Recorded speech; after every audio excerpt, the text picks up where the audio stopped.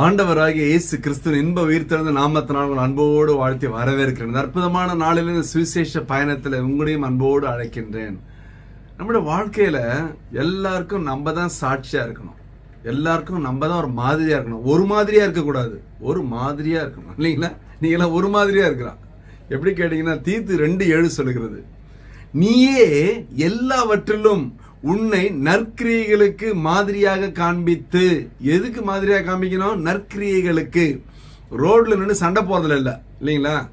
ஐயோ போறீங்க, யாரோ உங்க காரை ஓவர்டேக் பண்ணிட்டாங்க, பைக்கை ஓவர்டேக் பண்ணி நின்று என்ன சொல்ற அப்படின்னு சண்டை போறது இல்ல, இல்லையா? நற்கிரியைகள். அவங்கள பார்த்து முன்னாடி போங்க சார் சொல்லி பாருங்களேன். அதான் சுவிசேஷம் சொல்றது. எல்லாவற்றிலும் எப்படி போட்டிருக்கு? நீயே உங்க பேரை போடுங்க.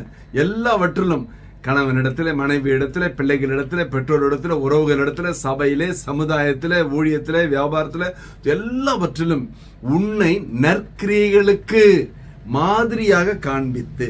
அப்படின்னா உடனே ஆண்டவர் சொல்றாரு 1 தீமோத்தேயு 4:12, நீ வார்த்தையிலும் நடக்கையிலும் அன்பிலும் ஆவியிலும் விசுவாசத்திலும் கற்பிலும் விசுவாசிகளுக்கு மாதிரியா இரு.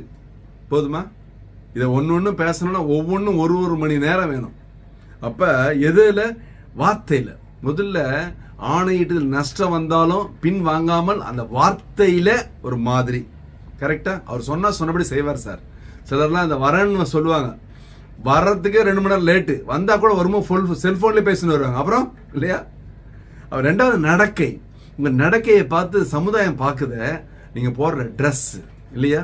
நடக்கை, உங்களுடைய எல்லா செயல்பாடு. 3வது அன்பு. அந்த அன்பை காசு கொடுத்துலாம் வாங்க முடியாது, உள்ளத்துல இருந்து வெளியே வரணும், இல்லைங்களா? அதான் இயேசுவின் அன்பு. அருமையான அன்னை தெரசா அவர்கள் சொல்லுவார்கள், இயேசு உன்னை நேசிக்கிறார். அந்த அன்பு. அதனாலதாங்க சீழ்வடிந்து கொண்டிருக்க தொழுநாளை தொட்டு தடவி அரவணைத்து அவர்களுக்காக அவங்கள மருத்துவ உதவி செய்ய முடிந்தது. அந்த அன்பு. அன்பிலும் அதுல மாயமாலமா இருக்கக்கூடாது, இல்லையா? முன்னால ஒரு மாதிரி பின்னால ஒரு மாதிரி பேசக்கூடாது. ஆவியிலும், என்னென்ன ஆவி உடலும் முதல்ல தெரிஞ்சுக்கணும் நம்ம, இல்லையா? எல்லாரும் பைபிள் எடுத்தவங்க எல்லாரும் ஊழியக்காரன் நம்பிடக்கூடாது. பிசாசுக்கு நல்ல வசனம் தெரியும், அதனால எது ஒரிஜினல் டூப்ளிகேட் கண்டுபிடிக்க தெரியணும். அந்த ஆவி அதான் தேவை. விசுவாசம். விசுவாசத்துல நீங்க சொல்ற ஒவ்வொரு வார்த்தையில அதை கேட்டு உங்க பிள்ளைங்க வளரணும், சபை வளரும், சமுதாயத்துல வளரணும். உங்க விசுவாச அறிக்கை. நீ விசுவாசித்தால் தேவனுடைய மகிமையை காண்பாய் என்று யோவான் 11:40 வாசிக்கிறோமே. அப்படின்னு விசுவாசத்துல வளர வேண்டும். அப்புறம் கற்பு. கற்புன்னு சொன்னா நம்ம நினைக்கிற பெண்களுக்கு மட்டும் இல்ல, ஆண்களுக்கும் உண்டு. நீ கற்புள்ளவனாய். அது எவ்வளவு முக்கியம் பாருங்க. எல்லாவற்றும் அதான் சொல்றாரு, விசுவாசிகளுக்கு மாதிரியாயிரு. அப்படின்னா எல்லா நற்கிரியைகளுக்கு மாதிரியா இன்னொருத்தர் காமிக்க கூடாது. உங்களுக்கு தெரிஞ்ச 4 பேர் சொல்லுங்க அப்படின்னு சொன்னா நீங்க யார சொல்லணும்? முதல்ல நீங்க உங்களை சொல்லணும். உங்களுக்கு தெரிஞ்ச யாரு? உங்களை நல்லா தெரியும். தெரியாத ஒருத்தர் எங்கேயோ பிறந்து தலைவரை சொல்லக்கூடாது. முதல்ல ஒன்ன சொல்லு, நல்லவனு, இல்லைங்களா? நீங்க நல்லவன் தானே, உங்களுக்கு தானே தெரியும் நல்லவனா கெட்டவனானு. அதான் ஆண்டவர் சார், நீ ஒன்னு நீ சொல்லுப்பா, காண்பி.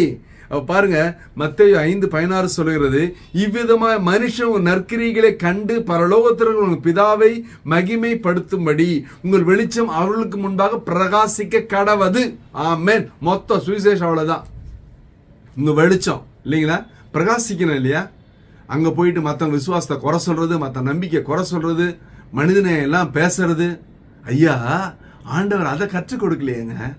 எல்லாருக்கும் முன்பாக வெளிச்சம் பிரகாசிக்கணும்னு சொல்றது. அப்படி என்றால் 1 பேதுரு 2:12 சொல்கிறது, புற ஜாதியார் உங்கள் அக்கிரமக்காரன் விரோதமா பேசும் விஷயத்தில் அவர்கள் உங்கள் நற்கிரிகளை கண்டு அது நிமித்தம் சந்திப்பின் நாளிலே தேவனை மகிமைப்படுத்தும்படி நீங்கள் அவர்களுக்குள்ளே நல் நடக்கை உள்ளவர்களாய் நடந்து கொள்ளுங்கள்.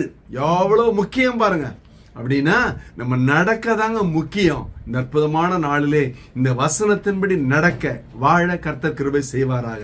ஒரு விஷயம் கண்களை மூடுவோம். ஹல்லேலூயா, ஹல்லேலூயா, ஹல்லேலூயா. அப்பா ஸ்தோத்திரம் ஆண்டவரே. அற்புதமான ஆசிரியர்களோட திருநாளில இதை பார்த்து பிள்ளைகளோட வாழ்க்கையில் மாற்றம், ஒரு மறுமலர்ச்சி, ஆசீர்வாதம் கடந்து வரட்டும் சுவாமி. நாங்கள் எங்களை சோதித்து அறிந்து மற்றவர்களுக்கு முன்பாக எங்களை காண்பிக்கும் பொழுது உண்மையுள்ள கற்புள்ள சாட்சியா நிறுத்துங்கப்பா. இயேசு கிறிஸ்துவின் இன்ப நாமத்தினால தேவனது செய்ய முடிய பாதபடியிலே தாழ்மையாய் ஒப்பு கொடுத்து ஜெபித்து ஜெயம் எடுக்கிறோம் ஜீவனுள்ள நல்ல பிதாவே. ஆமென், ஆமென்.